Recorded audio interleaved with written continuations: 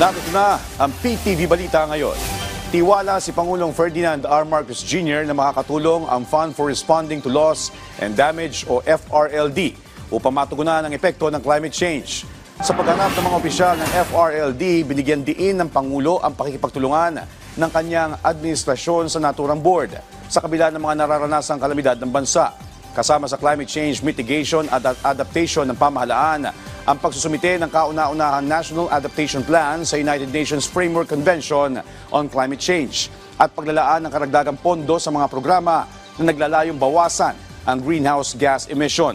Patuloy niya sinisikap ng pamahalaan na matulungan ang mga naapektuhan ng bagyo, lalo't mas tumitindi pa ang pinsala na inaidudulot nito ngayon kumpara noong mid-1940s. Ang FRLD Board ay nagsisilbing principal decision-making body para pangasiwaan ang naturang pondo. Matatandaan noong 2023, naging permanent representative ng board sa Asia-Pacific Group ang Pilipinas sa ilalim ng pamumuno ni Pangulong Marcos Jr. Sa kapapasok lang na balita, nilinaw ni Executive Secretary Lucas Bersamin na walang kinalaman ng Office of the President sa inihanging impeachment complaint laban kay Vice President Sara Duterte. Ayon sa Malacanang, ang impeachment complaint na inihain sa House of Representatives ngayong araw ay mula sa mga private citizens at isang independent initiative. Samantala, muli na naman nag-alburuto ang Bulkan Taal sa lalawigan ng Batangas.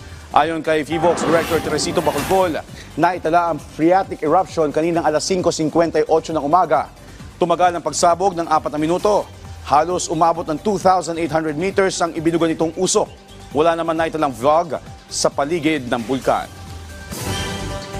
At yan ang mga balita sa oras na ito. Para sa iba pang updates, follow at i-like kami sa aming social media platforms sa @PTVPH. Ako si Joshua Garcia para sa Pambansang TV sa Bagong Pilipinas.